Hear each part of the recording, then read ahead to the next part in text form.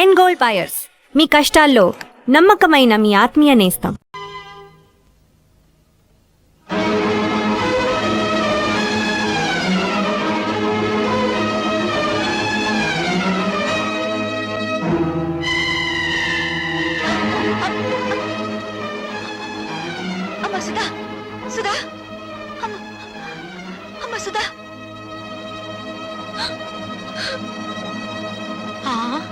కళ్ళు తిరిగి పడిపోయిందంటే బహుశా నెల తప్పిందేమో. అమ్మని మొగుడొదిలేశాడు, కూతురు చెడిపోయింది. ఆపండి! ఆ సూరిబాబు సుధమ్మని పొద్దుకూరికి నాకు ఎత్తుకుపోతా ఉంటే మా ఎర్రబుజ్జి చూసింది. చెప్పవే. అవునండి, చీకటి గొంతులో ఆ బాబు ఎత్తుకుపోతుంటే నేను కళ్ళారా చూశాను. బావే, వాళ్ళిద్దరు ఆ గదిలోకి వెళ్ళడం నా కళ్ళారా చూశాను. అబద్ధం. గుడిసెలో ఉంటున్న దాని మాట గౌరవించి నేను అబద్ధం చెప్తున్నాను అనుకుంటున్నారా? మేడల్లో ఉండే వాళ్ళ గుడిసేడు పుత్రుడు అనకూడదేంటి? ఏం కూసావురా? ఇప్పటిదాకా మీరు కూసిన కారు కూతల కంటే తప్పుడు కూతలేం కుయ్యలేదు వాడు. రే సూరిగా, 24 గంటల లోపల డబ్బు కట్టకపోతే బుల్లబ్బాయి బలైపోతాడనుకున్నాను. ఇవాళ నువ్వు చస్తావనుకోలేదు. వాడి మీద చేయి పడితే శవాలు లేస్తాయి. చేసిన తప్పు ఒప్పుకోకపోతే మీ శవాలు కూడా మిగలవు, బూడిదే మిగులుతుంది. ఏంట్రా కూసింది? మర్యాదగా అందరూ డిస్పర్స్ అవ్వండి. మీరు కాల్చి చంపిన నిందపడిన నా చెల్లెల జీవితం తేలందే. ఇక్కడి నుంచి కదిలే పని అంతే. కలెక్టర్ గారు ఫస్ట్ క్లాస్ మేజిస్ట్రేట్ తో సమానం. రేపు ఆయన సమక్షంలో విచారణ జరుగుతుంది.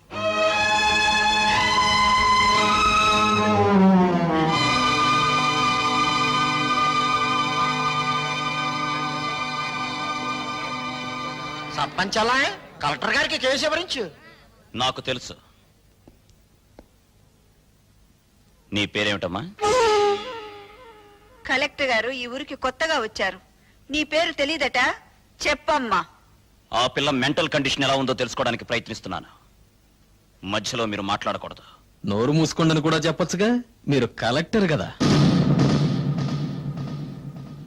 చెప్పమ్మా, నీ ఇష్ట ప్రకారం వెళ్ళావా? అతను బలవంతంగా తీసుకెళ్ళాడా? నాకు అతనితో పెళ్లి చేయించండి. ఇది నా ప్రశ్నకు సమాధానం కాదు. ఇంకా అర్థం కాలేదండి. నాకు ఆ కుర్రోడితో పెళ్లి చేయండి అంటే ఇష్టపడి వెళ్ళాను, అంత ఫినిష్ అని చెప్పినట్టేగా. ఇదిగో కలెక్టర్ గారు, అందరూ కలిసి నా చెల్లెలి జీవితంతో చెలగాటమాడుతున్నారు. నా చెల్లెలికి న్యాయం జరగకుండా ఈ కర్ర దాటి వెళ్తే ఇక్కడ ఊరుండదు, వల్లకాడుంటుంది. కలెక్టర్ తో ఎలా మాట్లాడాలో ముందు తెలుసుకో. క్షమించండి కలెక్టర్ గారు, అన్నని కలెక్టర్ చేయడం కోసం వాడు చదువు మానేశాడు. మాట్లాడటం చేత కాదు. నేను చెబుతున్నాను వినండి. మీరు చదువుకున్న చదువులు మీకేం నేర్పించాయో గాని మేం నేర్చుకున్న నీతులు మాకు కొన్ని నేర్పించాయి. ఆస్తి పోతే కూలి చేసుకుని బతుకుతాం, ఆత్మాభిమానం పోతే పోతే ఇక్కడ జరిగేది ఆత్మహత్యలు కాదు, హత్యలు. భయపెడుతున్నావా? బుజ్జగించే వయసు కాదు కదా. ఆ అమ్మాయి పెళ్లి చేయమని అడుగుతోంది కదా. వాడు ఎత్తుకుపోయాడని చెప్తున్నాం కదా. సాక్ష్యం? నేను నా కళ్ళ ముందే సూరిబాబు సుధమ్మను ఎత్తుకుపోయాడు. నిన్నడగలేదు. చూసిన వాళ్ళు సాక్షి వద్దని సోహన్నాలను అడుగుతారేండి బాబు? ఏమ్మా, నువ్వే అతనితో కలిసి రూమ్ లోకి వెళ్ళావా, లేక అతను నిన్ను ఎత్తుకుపోయాడా? మా ఇద్దరికి పెళ్లి చేసండి. ఇంతకంటే ఆ పిల్ల ఏం చెబుతుందండి? విషయం అర్థం కాలా? అయినింటి ఆడపిల్లని ఇంతకంటే ప్రశ్నించడం మంచిది కాదు. కాబట్టి ఈ ఇద్దరి పెళ్లికి ఏర్పాటు చేయమని తీర్పు చెప్తున్నాను.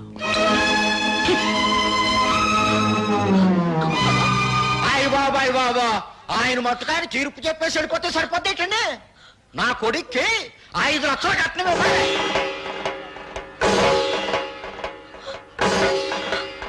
పేపర్ పాపం వాళ్ళు ఎక్కడ ఇవ్వగలరా 5 లక్షలు కట్నం? అందరూ వాటాలు వేసుకుని పెళ్లి చేద్దాం. నా వాట 10,000. లెసపలికి తల్లి చెల్లి, నా వాట 5,000. నాన్న నీ వాట? పందిరేసుకోవడానికి తాటాకులు ఇస్తాను. రండి బాబు రండి, అందరూ చందాలు ఇవ్వండి. ఈ చెడిపోయిన దానికి పెళ్లి చేద్దాం. నా సంత 30 రూపాయలు. నాది 40. నా సంతా 60 రూపాయలు. ఊళ్ళో తలెత్తుకోకుండా చేసావు కదా. వాళ్ళకి చెప్పడం ఇష్టం లేకపోతే నాకైనా చెప్పొచ్చుగా సుధా, సూరిబాబు అంటే ఇష్టమని. చేసిందంతా చేసి ఇప్పుడు ఎందుకు ఏడుస్తావు? 5 లక్షలు ఎక్కడి నుంచి తేవాలి? నిన్ను గోదావరిలో తోసి నేను దూకాలి. ఎందుకు చేసావి పని? నేను చెడిపోలేదు. ఏంటని ఎందుకు చెప్పావే? నేను చెడిపోలేదంటే మీరు నమ్ముతారమ్మా, కానీ ఊరు నమ్మదుగా. అందుకే చెడిపోయిందని కుటుంబంగా మన కుటుంబం ముద్ర పడకూడదని నేను ఆ దుర్మార్గుడిని. అత్తయ్య, సుధ చెప్పింది కరెక్ట్ అత్తయ్య. పెళ్లికి ఏర్పాట్లు చేయండి, మిగతా డబ్బు రేపు తీసుకొస్తాను. ఆ రోజు నా కొడుకు నిన్ను పెళ్లి చేసుకోబోతున్నందుకు బాధపడ్డాను. ఈ రోజు నువ్వు ఆ వెధవని పెళ్లి చేసుకున్నందుకు బాధపడుతున్నానమ్మా. పర్వాలేదు అత్తయ్య, పెళ్లికి రెడీ చేయండి. ఇంకా పెళ్ళేంటి? ఆ సూర్యగాడిని రచ్చబండ దగ్గరికి తీసుకొచ్చి పచ్చడి పచ్చడి చేసి ఈ నిజం చెప్పిస్తా. ఆగు బాబు, పుట్టలో పాములాగా కొంపలో నేనుండాను కదా. ఉపాయం ఏదో నా చెవిలో పారై అపాయం సంగతి నే చూసుకుంటా.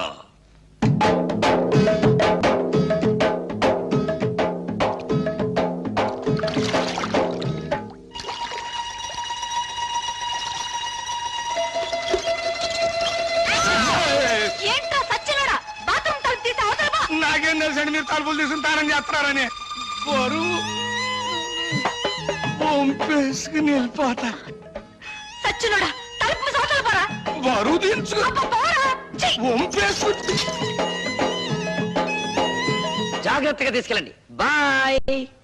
జాగ్రత్త బామర్తి, అందులో ఒక్క రేకు కూడా కింద పడ్డారు వీల్లేదు. నాకెందుకో భయంగా ఉంది బావా. ఎందుకు? నువ్వు చేసిన పనికి మీ నాన్నని భంచిక్బం చేస్తాడేమోనని. నా జడ్జనగర జనైనా సరే నేను మాత్రం సాధించాల్సింది సాధించాను. బావోయ్, మనోడు వార్త గాని ఫోటో గాని పేపర్ లో పడలేదు. రేయ్, నువ్వు ముయ్యకపోతే నీ ఫోటో పేపర్ లో పడద్ది.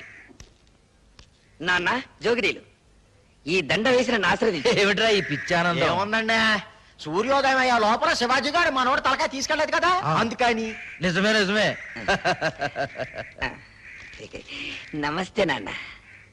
పిచ్చి నాయన, నా కొడుకు మీద చేయి వేయడానికి వాడికి ఎన్ని గుండెలు? అవును, పోయేది నా తలకాయ కానీ నీ తలకాయ కాదుగా, అందుకే నా జాగ్రత్తలో నేనున్నాను. ఏం చేసావురా? 5,000 బస్తాల ధాన్యాన్ని ధాన్యాన్ని శివాజీకిచ్చి ఇచ్చి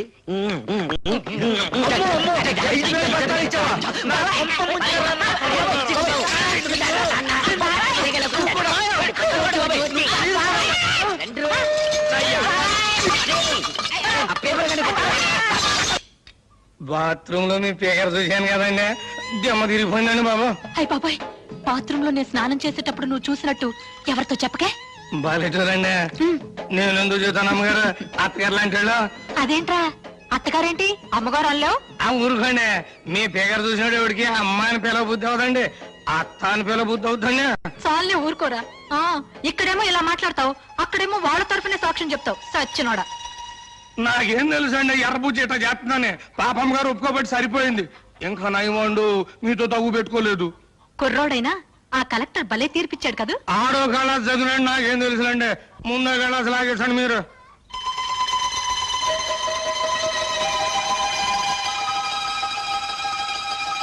రేయ్, ఈ పూట ఇక్కడే భోంచేసాడు. మీరు అడిగినా వదులుకుంటాను ఏంటండి. పిచ్చ సన్నాసి. అబ్బా, కడుపులో తిప్పుతుందేంటి? ఏంట్రా కురుడి నీళ్ళ? భలే చూడండి, మీ ముందే కదా లేక కొబ్బరికాయ కొట్టాను. సర్లే. వద్దంటే వెళ్ళలేదండి అమ్మగారు. చూడండి, మన భాగవతం మొత్తం పబ్లిక్ తెలిసిపోయింది. చీకటి పడితే ఎక్కేది మంచుల మీదను, నిందలేసేది ఎదుటోళ్ళ కుటుంబాల మీదను. చెడింది నా చెల్లి కాదురా, నీ తల్లి చెల్లి. రా దిగు.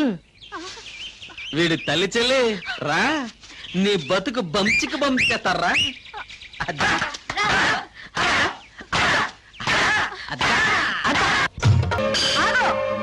ఈ నా కొడుకు నాటకమాడి.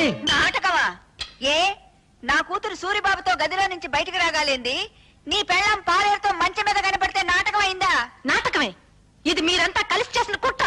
నువ్వు చేసిన కుట్ర కంటేనా? ఎత్తుకుపోవడానికి నువ్వేమన్నా నల్లపూసవా?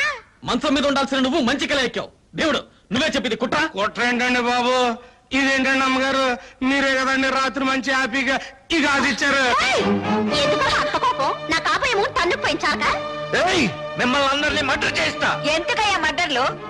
నా కూతురి కేసు ఇదే రచ్చబండ దగ్గర కలెక్టర్ తో విచారణ జరిపించారు కాబట్టి నీ పెళ్ళాం కేసు ఇదే రచ్చబండ దగ్గర విచారణ జరిపించాలి. ఉండాలి. తల్లి చెల్లు గల్లీ గల్లీ లెవెల్లో పోయింది పరువు, జిల్లా లెవెల్లో పోగొట్టుకోవద్దు, పాలేరుడు చిన్న అనే లెవెల్కు తీసుకురావద్దు, నిజం చెప్పే తల్లి చెల్లు. నోర్మిళ, అవును ఇదంతా నేనే చేశాను. ఈవిడ కూతుర్ని ఎత్తుకుపోమ్మని సూరిబాబుతో నాటకం ఆడించానని చెప్పి నన్ను ఇలా మోసం చేసి. సంతోషం, ఒప్పుకున్నావు కదా. విన్నారా, మీరంతా విన్నారా? నా కూతురు నిర్దోషని తన నోటితో తనే ఒప్పుకుంది. ఏమ్మా, పెళ్లికి ఎదిగిన కొడుకున్న నువ్వే అవమానాన్ని తట్టుకోలేకపోతే పెళ్లి కావాల్సిన నా కూతురు ఏమైపోవాలి? శ్రీరాముడు భార్య శీలాన్ని నిరూపించడానికి అగ్ని పరీక్ష చేయిస్తే కూతురు శీలాన్ని నిరూపించడానికి నేను ఈ ప్రయోగం చేయించాను. తప్పైతే క్షమించండి. పదమ్మా. నాకు వాడి శవం కావాలి.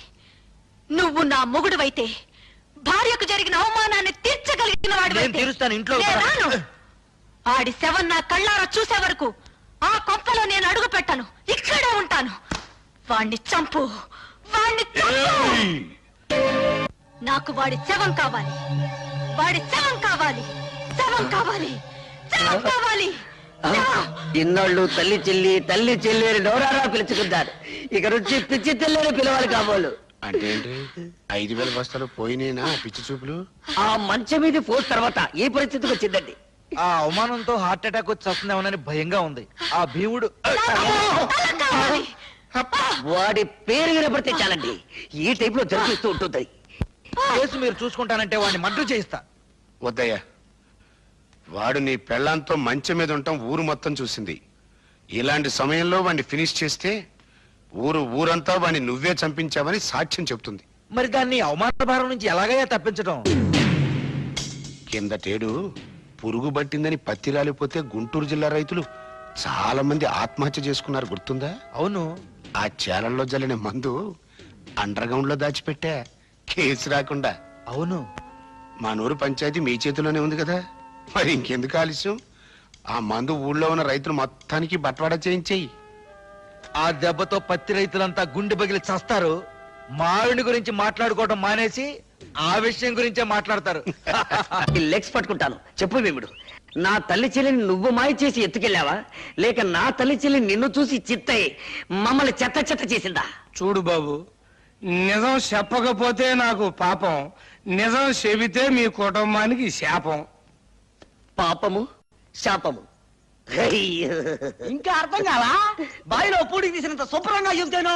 నేను చెప్తాను పిల్లబాయ్, వస్తున్నాను. దా దా దా. చెప్పు. ఇప్పుడు ఇప్పుడు పంచాయతీ ఆఫీస్ అదే కదా? అదే. మీసాల భీముడి వెళ్తుంటాడు కదా? అదే వెళ్తాడు.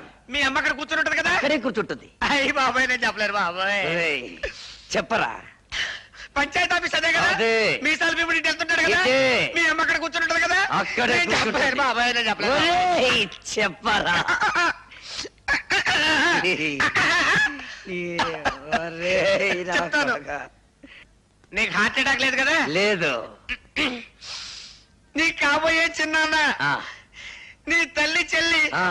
ఫస్ట్ నైట్ జరిగింది నా కొట్లోనే బాబోయ్, నా కొట్లోనే బాబోయ్, నా కొట్లోనే. తల్లి చెల్లి.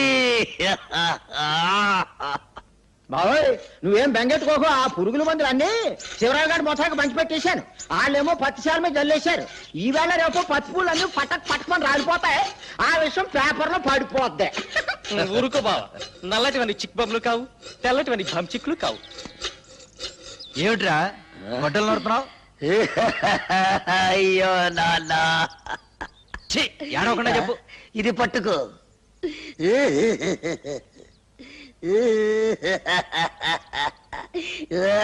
అయ్యో, ఏమిట్రా ఈ పిచ్చి వేషాలు?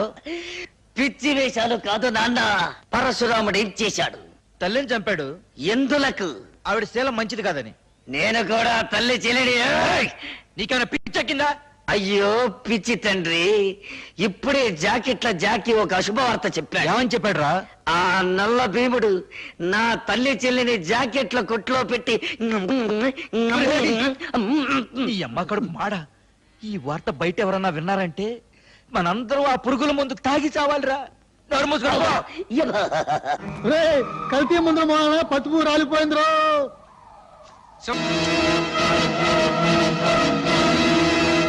ఆర్తనాదాలా, హాహాకారాలా?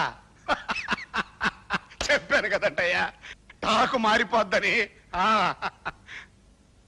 ఏంటి ఎవరు వాళ్ళతో పాటు చచ్చిపోయింది ఎవరయ్యా? నీ తమ్ముడు.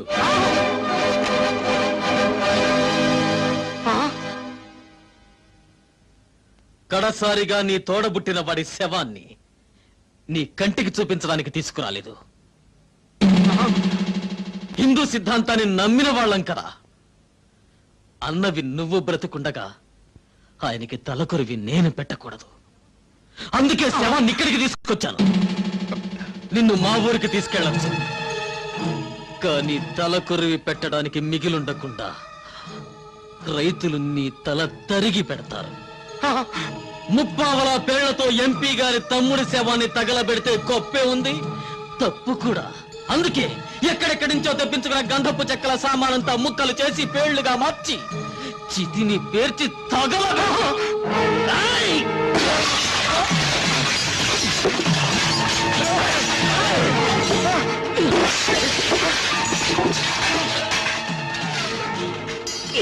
హలో, కింద నేనెత్తే పైన పెట్టేబే.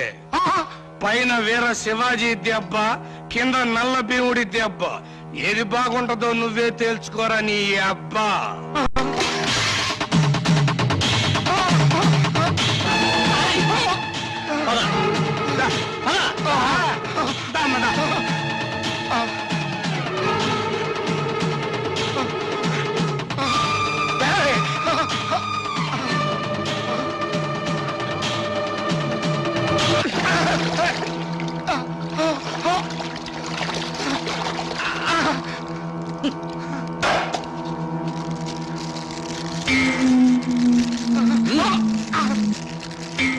తీసుకో, అంటించు.